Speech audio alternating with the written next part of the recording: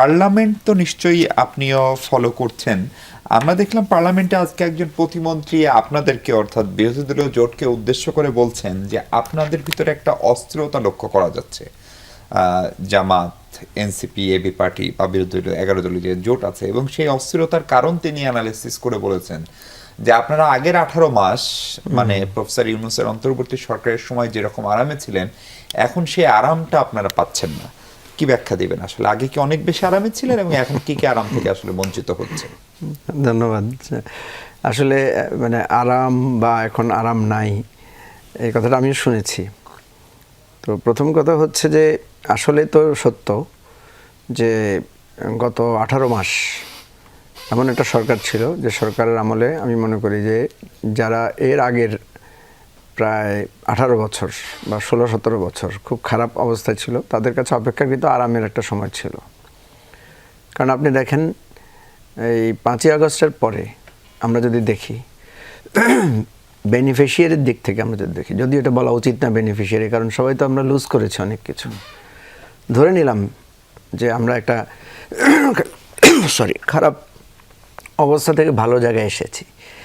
সেই জায়গায় সবচেয়ে বেশি বেনিফিশিয়ারি হচ্ছে বিএনপি, সেকেন্ড বেনিফিশিয়ারি হচ্ছে জামাত, এবং as per size third beneficiary হচ্ছে এখন আমরা যেটাকে এনসিপি বলছি তাদেরকে। আমরাও বেনিফিশিয়ারি, কারণ আমরা আমাদের দলের নিবন্ধন ছিল না, আমরা নিবন্ধন পেয়েছি। আমরা স্বাধীনভাবে রাজনীতি করতে পারতাম না, রাজনীতি করতে পেরেছি। বিএনপির ধরেন বেগম খালেদা জিয়া জেলে ছিল, উনি মুক্তি পেয়েছেন, বিদেশে গিয়ে চিকিৎসা নিয়েছেন উনি। তারেক রহমান দেশে ছিলেন না, দেশে ফিরে আসতে পেরেছেন। বিএনপির, জামাতের এমন বেশ কয়েকজন নেতা আছেন যারা আর কখনো জেল থেকে মুক্তি পাবেন কিনা এই আশা ছিল না। যেমন ধরেন আপনি বাবর সাহেবের কথা ধরেন, ওনার তো লুৎফুজ্জামান বাবরের কথা। জামাতের ওই যে নায়েবে আমির আজহারুল ইসলাম সাহেব, উনি তো ফাঁসির জায়গা থেকে ফিরে এসেছেন। তারপরে অনেকে গুম হয়ে গিয়েছিলেন, জীবনের আশা ছিল, আমরা তাদেরকে আর ফিরে পাবো এই আশা করিনি।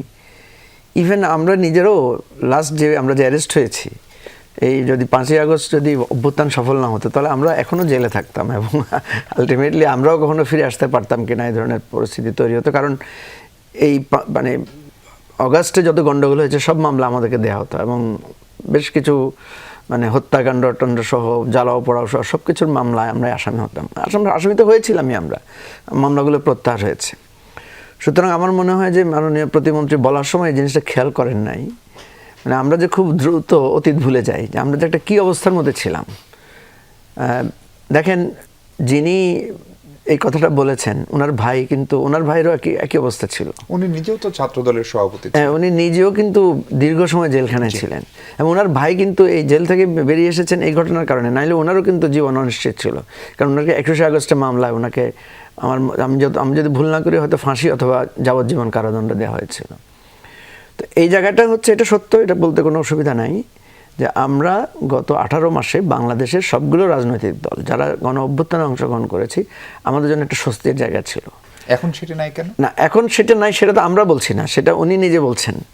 তার মানে হচ্ছে ওনারা সে স্বস্তিটা মনে করছেন, যে সে স্বস্তিটা এখন ওনারা এককভাবে নিচ্ছেন, বাকিদের জন্য অস্বস্তিকর পরিস্থিতি ওনারা তৈরি করেছেন।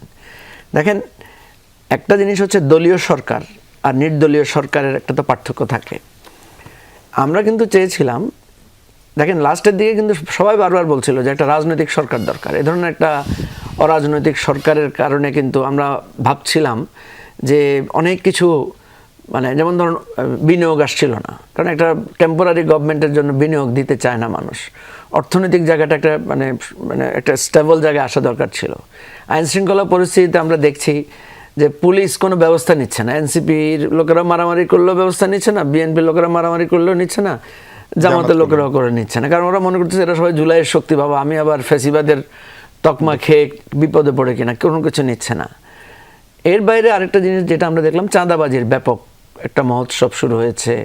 ধরেন বিএনপি নিজেই তো তার দলীয় প্রায় 6-7 হাজার কর্মীকে বহিষ্কার করেছে ওই সময়টাতে। তার মানে হচ্ছে যে আমরা সকলে মিলে একটা সরকার, এটার নেগেটিভ দিকও আছে, পজিটিভ দিকও আছে।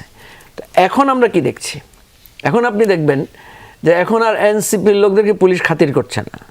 এখন আর জামাতের, এই যে জামাতের এমপিকে আজকে গতকালকে দেখলাম জামাতের এমপির গাড়ির উপর হামলা হয়েছে। এটা যদি এই ধরনের হামলাটা যদি আপনার অন্তর্বর্তীকালীন সরকার আমলে সেই হতো। জন্য 3 জনকে বহিষ্কার করেছে, একটু আগে দেখলাম।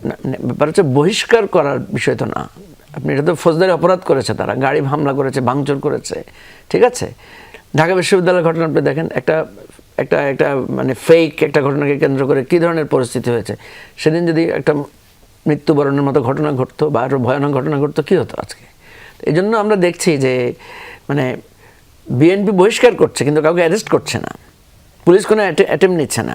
আমার একটা কথা এখনও কানে বাজছে যে তৎকালীন সময়ে বিএনপির প্রধান বলেছিলেন যে আমরা তো সরকারে নাই, আমরা বহিষ্কার করতে পারি বড় জোর, কিন্তু অ্যাকশন নিতে তো পারে পুলিশ, সরকার। তো এখন তো আপনি বহিষ্কারও করতে পারেন, আপনি গ্রেফতারও করতে পারেন।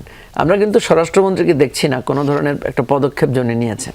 তো এই সার্বিক জায়গা থেকে আমি যেটা মনে করি যে উনি যেটা বলেছেন যে অস্বস্তিকর অবস্থায় আছে কিনা, আমি মনে করি সরকারের উচিত যে এমন একটা পরিস্থিতি তৈরি করা যেখানে পজিশন অপোজিশন সবাই স্বস্তি বোধ করবে।